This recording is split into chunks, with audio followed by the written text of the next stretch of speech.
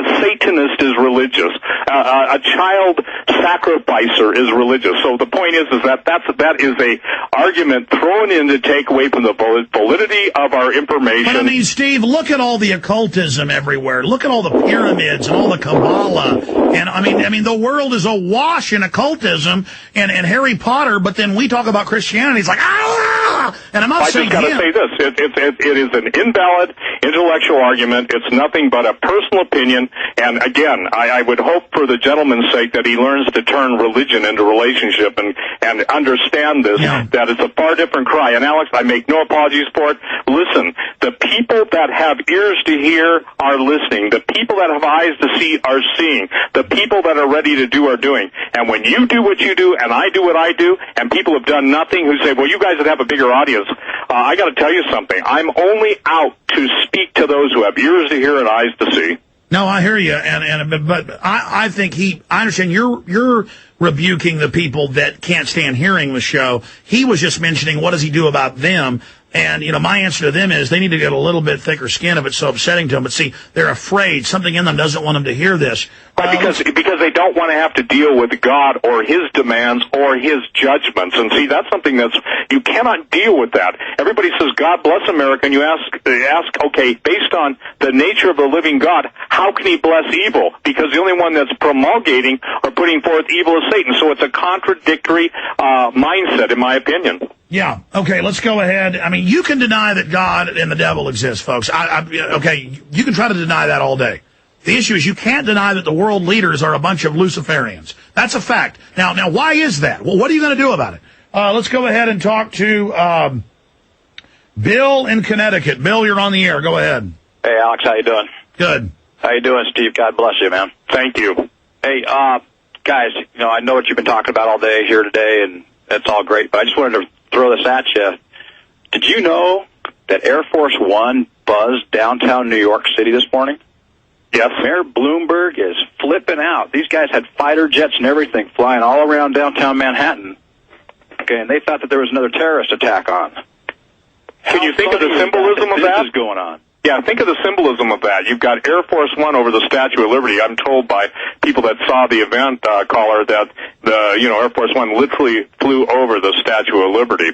That's a violation of the protocol of the New York airspace, but I guess if you're the commander-in-chief, you can do what you want. And then meanwhile, you got earthquakes, huge ones, and flu, and what is this where they freak out New York, buzzing downtown right where the towers were?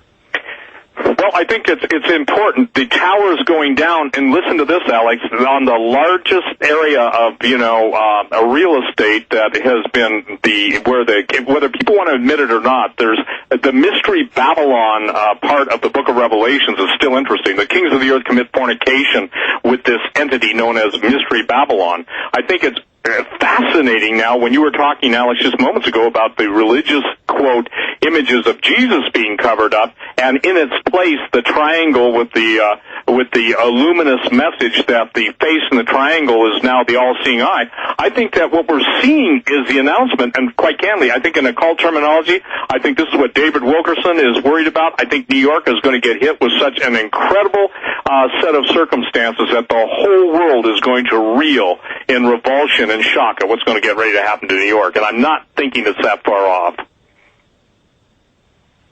What else was Bloomberg saying? Because I saw the report about the buzzing, but I didn't see much more than that. It just came in here. What specifically happened?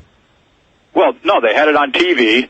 Bloomberg, apparently afterwards, they flipped out, but they had F-16s along with the Air Force One flying around downtown, and people were flipping out and literally going out of the buildings, leaving the buildings, thinking that something else was going to happen.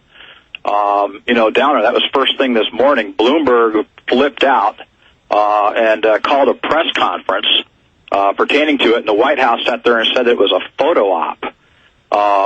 And all the rest of the stuff. And Steve, if I may, Dave Wilkerson happens to be my pastor.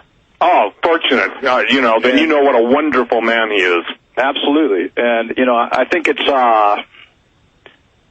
man, I'll tell you, hey, what a world we live in. But in any case, I just thought that was very interesting that, you've got this stuff going on, these guys doing this whole thing, And I wanted to ask you, Steve, what do you think about Revelation 2 and 9? 2 and 9, where it talks about the synagogue of Satan, those who claim to be Jews who are not. Boy, Edomites. Yep, I got to tell you something. I can't go into it in this short time because we've only got 4 minutes. But if you want to send me an email, you do have my email, steve777@stevequayle.com. I'll answer you on the email. Yeah, let me say this. I got to let Bill go. Don't have time to go to JD, Bob, and Eric. I apologize, but I've already done 4.5 hours here, or 4 hours, 27 minutes to be technical. I've got to go to a meeting, got to take care of stuff here at the office. Jason Burmis is coming back from New York today. He may be live tonight, 9 to midnight, probably is. I may pop in if that's the case. I'm going to be down here anyways, 9 to midnight, Central Standard Time. Steve Quayle, and you've got your own show coming up. Steve, I want to thank you for spending so much time with us today, and let's get you to pop in throughout the week as things unfold, okay? Thank you, Alex. And again, watch Thursday through the week because obviously things are going to get very, very, very clear to a lot of people. Thank you, Alex. God bless you. SteveQuayle.com. Thank you. Infowars.com, PrisonPlanet.com. We're going to cut back into our interview with Dr. Sherry Tenpenny from Mexico. A lot of key stuff covered coming up right now as we end the segment, going back into retransmission and then a break. So much is going on. I think this is all overhyped, but maybe preparation for something else. But who knows? Governments are really acting crazy. So we got a lot of different perspectives from all angles. You'll hear another one of those angles from this doctor right now. So again, please continue to spread the word about this show. I think we're giving you the biggest wide spectrum analysis where you can make your own decisions. So you hear the whole spectrum of data so you can decide what you think's going on, so we can take your calls, reintegrate that info, and kind of have our own little think tanks here to understand what's happening. We have the power to defeat the New World Order. We can take action and get it done with God's help. Spread the word. Understand the globalists have staged terror attacks before. They are obsessed with bioweapons. They did introduce cancer viruses and vaccines. And so they're capable of anything. That's why we're taking this so incredibly serious. Great job to my crew with 4.5 hours of great work. We'll be back tomorrow live, 11 to 3 p.m. with more guests, more insight from around the world. I'm Alex Jones, signing off. God bless you all. We shall prevail.